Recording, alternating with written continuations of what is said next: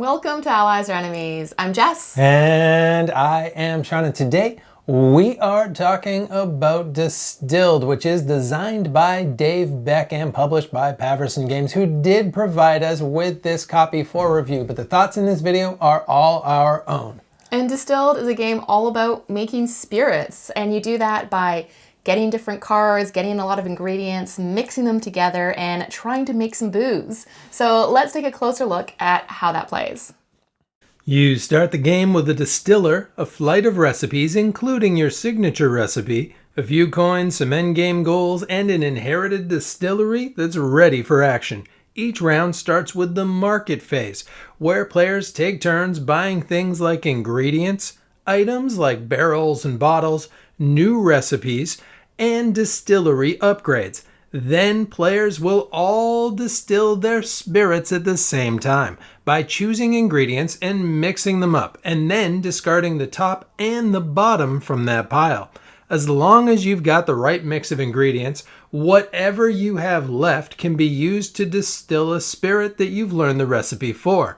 Some of these spirits can be bottled up and sold right away for money, points, and bonuses, but others need to be aged for at least a turn. These are placed in the warehouse in an appropriate barrel, and they get a flavor card added to them each turn that you leave them there. After 7 rounds of buying, distilling, selling, and aging, players add their current score to points for their collection of bottles, upgrades in their distillery, personal goals, and money they have left. Then the greatest distillery is named. So I think one of the things that really stands out is the thematic tie-in for this game, because we were speaking to the designer at UKGE, and he was explaining that in actual whiskey making, when you mix it together, you have to take the top and the bottom off. For some reason, there's like contaminants or something. And that very much was like the impetus for making this game. And you can really tell, like once you know that, you're like, oh, this makes so much sense. Yeah, because that core mechanism is obviously, you take off that top and bottom card. And to be clear, you don't take the bottom off, you just leave it. Oh, okay. Hold up the rest of the liquid. And then just cut off that bit of liquid. But what you do, you basically cut off the top and then leave the bottom. And he was explaining that that's kind of poison. And the rest of it is the delicious drinkable spirits. But what he said was, how he kind of put that together was, he was here in Edinburgh or nearby in Scotland and at a distillery. And then that kind of was the trigger for the game. And I really like that when you can see that actual mechanic driving everything else as well. You can see the seed of the game. Yeah, definitely. But I also like that mechanically you don't get rid of those cards, that you actually do get to keep those cards, because like it sucks to lose cards, but in that case, you're like, great, I get to use these next time. So it can be a bit of a benefit as well.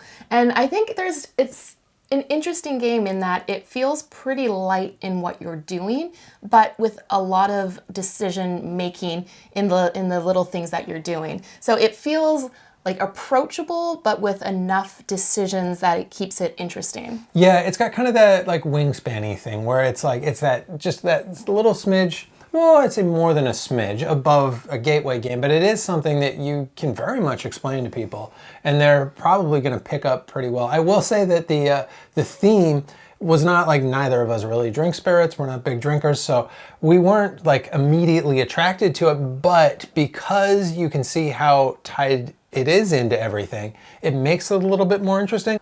Although we did try some like terrible cheap whiskey after playing this. We're like, oh, maybe we would like it. And we got like a can for like $1.50. We got the absolute bottom of, like, it's not even on a shelf. It's just like on the floor level whiskey. Yeah, $1.20, I think, for pre-mixed whiskey and Coke.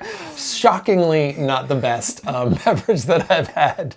But it won us over enough that we went out and did that. And perhaps at some point we get something at least off the bottom shelf, not just that no-shelf whiskey. Speaking of spirits tasting good, I do like the flavor cards that are included. It's a nice little thematic touch, and you get some really interesting flavors. So it's really fun when you can get like a maple manure type of spirit. Maple, yes, how fun.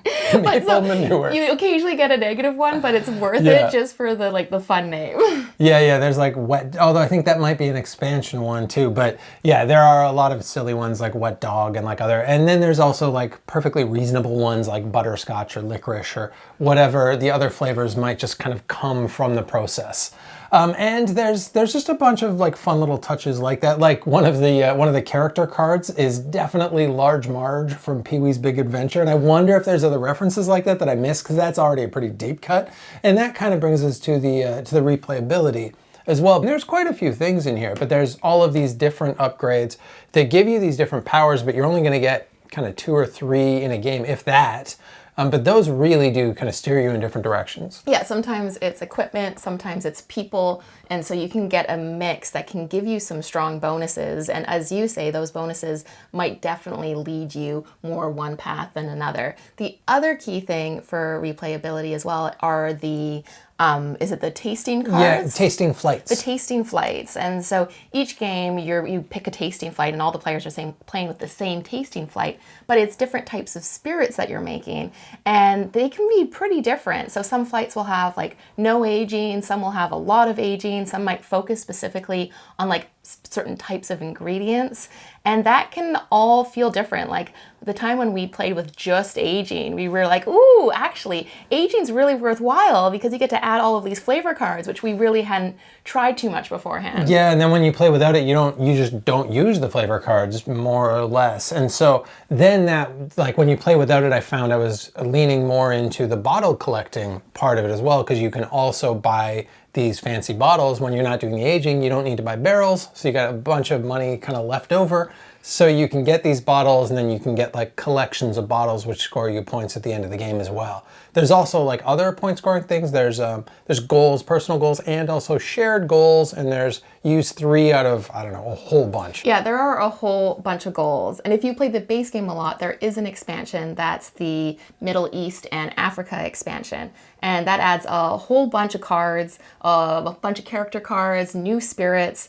And one of the things that we liked best about it as well were the premium ingredients. And so that gives you like double sugars or cards that could be either sugar, which I really liked. Yeah, I think those premium ingredients, that's really the main thing from that. It's quite a small expansion. It's really one that's like once you've played out the base game, once you've played a whole bunch of the base game, then I would look into it. But that was, I think, the most interesting thing is those interesting wild sugar and double sugar. Also, because it's got another region and it's got more bottles, it can make some of the goals a little bit more challenging, especially for the solo game. And we should talk about that, about the player count as a whole. What did you think it felt like at the 2-player game? Yeah, so we've only played at 2 players and you've played it solo, and I really liked the 2-player game. This is a very low interaction game, so the biggest difference that more players add to it would be the market changing over more, as well as more competition for the goals. But you're not like messing with each other's stuff, so I think it works great at 2 players. It means like, you know, it's when you're picking ingredients, it's your turn every other turn, so you have a little bit more maybe control and guessing about what might still be available.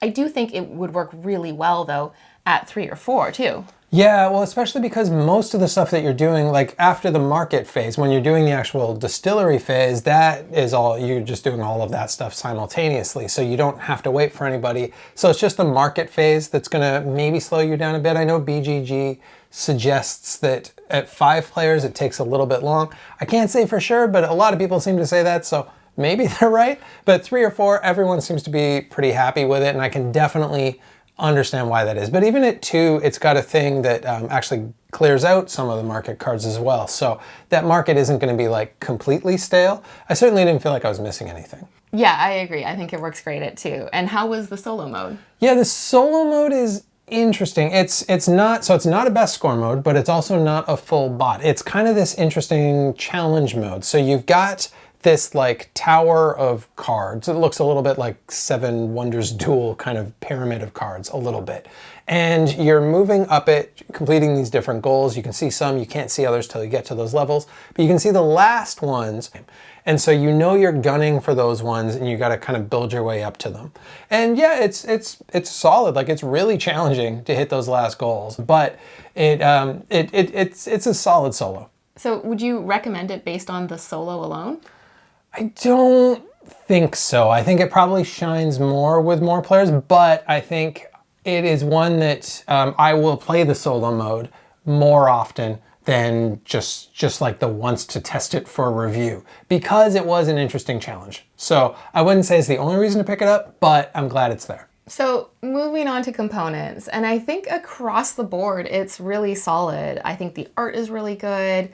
I think the icons are clear. There is a lot of text that is needed for the cards just because they all tend to do something individual. So there is that, if you have difficulty reading like small text, there is a lot of text. But I like all of the small touches. Like, I like how all the player boards have different vats and even different pets on them. Yeah, one of them has a dog, and I'm always dog distillery. It's not even your favorite color, but you love the dog. And I like the different logos too that were thought of for each of the different spirits. So like every little thing I feel like had thought put into it, and it does come across as well. And I must say, like, we just have the retail edition, and I think it's really solid. I don't think there's anything that I'm thinking, oh, I wish we had a fancier version of this. Like, it comes with a really good insert, one of the best inserts I've seen. Yeah, and I am not an insert fan often. People are gonna like gasp at this, but I will just chuck an insert pretty often and just fill up that box with bags because it tends to be a lot easier. But this one, I think, kills it with the insert. And looking at it, I'm like, how is there a fancy version? Because it really is, like, across the board, it's super, super solid. I would guess like metal coins, maybe. I don't know. I don't know what else would be upgraded in this, but I think it really is like a well put together game. So I think that brings us to our final thoughts and who we think it's for. And I think because it is very approachable, it's like easy to teach, that it can be one that you can get newer gamers in, not brand new, but like you said before, a little bit like that gateway plus, that it's easy to bring new players in, especially because it feels like sophisticated. Mm-hmm. There's some games that, like Azul, ones that like look good and have a theme that tends to resonate with non-gamers, that they're like, ooh, well, this looks interesting enough for me to play. Yeah, and then it looks fancy enough too that it draws them in. And because it is both approachable, but it's got that bit of depth, like, you feel like it's kind of crunchier than it even is. And it does have some thinkiness to it, but I think it feels like there's even more of that, which makes people feel clever, and everyone likes to feel clever. And if you don't like spirits, you might be turned off of the theme, but like, we still found it interesting, the pushing your luck of like the distilling the cards. It's tied in so thematically that it's interesting even if you are not a spirit drinker. I guess the one possible negative, if you are someone like me who in a push your luck pushes it to like right at the razor's edge, that can cause you some trouble, because you do want to make sure that you've got a few extras of a lot of the ingredients. Otherwise, you're just going to end up like with a belly full of moonshine, which often is me, and then it can get a little bit frustrating. So you do need to kind of stack the deck a little bit in your favor and maybe plan ahead a bit more. So that would be one thing. So like, if you know the people that you're playing with are just going to play fast and loose, they may end up being their own worst enemies. Yeah, you learn that after your first game and you just put more stuff in. But I will say that this game did make me more interested in the process of making spirits, and I am inspired to now go check out a distillery. And that is it. That is Distilled. Have you played Distilled? What did you think about it? What other hooch brewing games do you like? Please put your recommendations into the comments. And as usual, please like, subscribe, and hopefully we'll see you next time for another game.